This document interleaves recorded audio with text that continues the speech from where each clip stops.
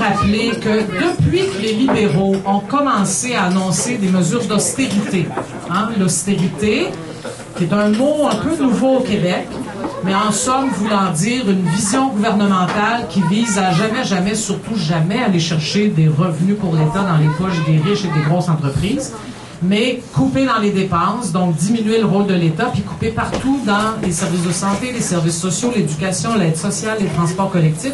L'austérité, c'est ça. C'est une vision économique et politique. Alors, ils ont commencé ça l'automne dernier. Puis je veux vous rappeler, parce qu'on oublie très vite, que déjà l'automne dernier, il y a eu des mobilisations. Il y en a eu une sur la question des services de garde, par exemple, contre la modulation des tarifs. Il y avait du monde à Québec, dans d'autres régions, il y avait beaucoup de monde au Rassemblement à Montréal. Je vous rappelle aussi la manifestation du 29 novembre. Puis là, je suis fière parce que moi, j'étais restée ici à Québec, donc j'ai marché avec vous. J'espère qu'il y a un certain nombre qui étaient là. C'était le fun, cette marche-là. Je trouvais qu'il y avait beaucoup de monde. Et puis, toutes sortes d'autres petites et moyennes marches sur toutes sortes de questions. Les régions qui se sont mobilisées, puisque ce gouvernement-là a aboli les CRE, les CLD. Bon, ça, c'est un peu chinois, c'est vrai, mais tous les lieux de concertation qui permettaient, dans le fond, aux gens de s'organiser, de développer leur économie, de créer des emplois, de développer la culture, de faire du développement social, tout ça, ça a été aboli. Et les gens se sont mobilisés en région. Vous le savez peut-être, là, ils ont fondé une coalition qui s'appelle « Touche pas à ma région ». Il y a 7 régions là-dedans. Alors, on a vu toutes sortes de monde, y compris des gens pas très habitués à manifester, être dans la rue. Moi, j'en ai rencontré là, ici à Québec le 29 novembre. C'était tout à fait intéressant. Des gens qui me disaient, vous savez, moi, j'ai jamais fait ça de ma vie, mais là, je commence parce que ça n'a pas de bon sens. Et finalement, bon, cet hiver, il y en a eu un peu moins, mais il faut dire honnêtement, là, il faisait moins 50 à peu près tous les jours. Il y en a quand même eu, je me rappelle d'une coupe à Montréal, en tout cas, où j'ai vraiment congelé, là. Mais là, bon, le printemps, théoriquement, est à nos portes et nous apporte une nouvelle mobilisation, celle des étudiantes et étudiants qui ont décidé de faire grève 1 jour, 2 jours, 14 jours, ça dépend, de prendre la rue, de manifester et de dire quelque chose d'important quand même, puis qui, moi, m'impressionne beaucoup. Ils n'ont pas dit... Nous, on manifeste juste pour nos revendications étudiantes. Ça aurait été correct de remarquer, c'est normal que les mouvements sociaux, chacun à leur tour, manifestent pour les intérêts de leurs membres. Moi, je trouve pas ça anormal. Mais là, il se passe quelque chose d'intéressant. Les étudiantes et étudiants disent, on manifeste et on fait la grève contre l'austérité. Puis on sait que l'austérité touche plein de monde. Fait que ce qu'on veut, c'est de dire à tout ce monde-là, des hommes, des femmes, des familles, des personnes âgées, des personnes handicapées, vous savez quoi, nous les jeunes, on est avec vous.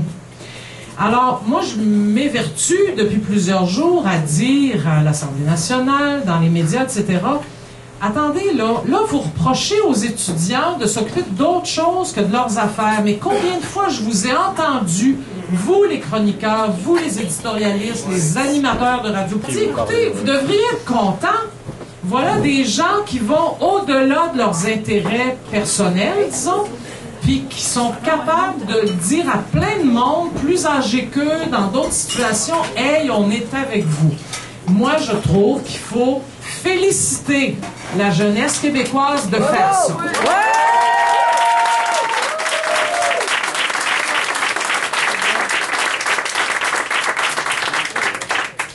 Maintenant, oui, il y a eu, hier soir, 175 arrestations près de l'Assemblée nationale. 175. Mais c'est énorme. C'est énorme.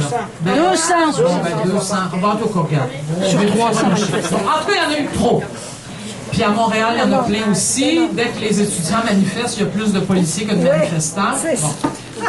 Donc, ça va mal à choc. Puis le ministre de l'Éducation prévient d'avance. Il dit qu'il va annuler la session. Ça, c'est... moi, ça fait quelques années que je milite, là. C'est un vieux slogan. Mais qu'il n'y aura pas de reprise de cours parce que l'État n'a pas l'argent de payer ça. Bon, ça, c'est un peu nouveau, c'est un peu fatigant. Mais tout ça est un peu normal. Pas normal au sens que c'est ce que je veux, mais normal au sens où il fallait s'attendre à ça. Regarde, c'est la game, c'est ça. Là, le défi maintenant. Le défi. c'est que c'est sûr que tout le monde se dit, est-ce que les autres vont joindre les rangs? Les syndicats, les groupes écologistes, les groupes féministes, les groupes communautaires. Puis pour être honnête et avoir vérifié un certain nombre de choses, j'en suis pas totalement certaine pour tout de suite. Mais pourquoi je vous en parle? C'est parce que je trouve qu'il ne faut pas se décourager. Mais vraiment pas là.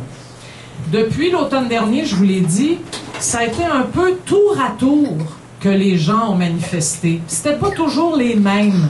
Des fois les garderies, des fois les syndicats, des fois le communautaire, des fois les écolos. Fait que c'est pas du jour au lendemain que subitement tout ce monde-là se met ensemble et on est 300 000 dans la rue. Tu sais, ça prend un peu de travail, de préparation, de discussion, probablement compliquée, de convergence, etc. Alors, si on voyait ça autrement, pour rester mobilisé, puis pour voir les choses avec un petit peu plus de perspective. Je ne sais pas à quoi ressemblera le printemps. Je ne sais pas. Est-ce que, comme certaines l'espèrent, tout le monde sera ensemble dans la rue à faire grève? J'en sais rien. Mais si ça n'arrive pas autant qu'on le voudrait, ne perdons pas espoir. Les étudiants et étudiantes en ce moment, c'est eux qui sont là. Le 1er mai, je sais déjà, vous savez peut-être, que les groupes communautaires, dans une immense majorité, ont décidé de fermer leurs portes, de faire grève et d'avoir toutes sortes d'activités pour montrer leur présence puis dire on est tanné, c'est beaucoup des femmes, tannées de travailler pour un salaire de misère et de se faire envoyer de plus en plus de monde qui ont des problèmes parce que l'État s'en occupe plus. Ben ça, c'est un autre jalon. Puis à un moment donné, ça va être le secteur public.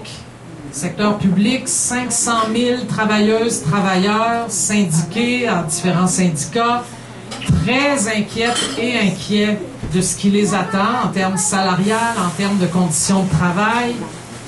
Si c'est pas ce printemps, ça sera à l'automne. Les érables coulent au printemps, les feuilles rougissent à l'automne, on pourra encore porter des carrés rouges. Ce que j'essaie de dire, c'est que c'est pas toujours parce que tout n'arrive pas tout de suite que ça n'arrivera pas dans quelques temps. Tant mieux si ça arrive tout de suite. Mais si c'est pas le cas, là, on dit pas « Ah, ben d'abord, ça n'a pas marché, on rentre chez nous. » Non, c'est pas ça qu'on fait. On continue. Parce qu'écoutez, là, il y a un budget demain, hein? Alors, demain, vous me verrez, j'espère, en fin de journée, dire quelque chose sur le budget. Si nos amis les journalistes veulent bien m'écouter, ben, moi, je vais essayer fort, là. Mais dans la journée, vous ne me verrez pas bien, je vais être enfermé dans une salle en train d'analyser ça. On va voir. Moi, je suis très inquiète. Je ne vous le cacherai pas, là, ce budget m'inquiète beaucoup. Est-ce que ça serait la bougie d'allumage de quelque chose qui irait plus loin rapidement? Je ne sais pas. Mais ce que je sais, c'est que ce budget-là ne peut pas être un bon budget. Pas avec ce que le gouvernement nous dit, là. Pas avec toutes les coupes de dépenses. Pas avec tout l'argent, le 1,6 milliard qu'ils mettent dans le fonds des générations pour payer la dette au lieu de les mettre dans les services publics. T'sais, ça ne peut pas être un bon budget. C'est malheureusement impossible. Et donc, à mon avis, ce que ça va vouloir dire, c'est de plus en plus de gens, toutes sortes de gens, là, qui vont réaliser petit à petit qu'est-ce qui est en train de leur arriver. Des personnes handicapées, des aînés, des personnes qui ont des enfants, par exemple, avec des problèmes de déficience intellectuelle, puis qui n'ont plus de services, les enseignantes et enseignants dans les écoles, les employés de la santé et des services sociaux, plein de gens, là, qui déjà sont très inquiets pour toutes les raisons que vous connaissez, mais qui, après le budget, peut-être vont se dire « Regarde, j'ai plus rien à perdre, là. Et au contraire, j'ai tout à gagner en me mettant avec tout le monde pour travailler ensemble, pour lutter ensemble, se mobiliser ensemble. »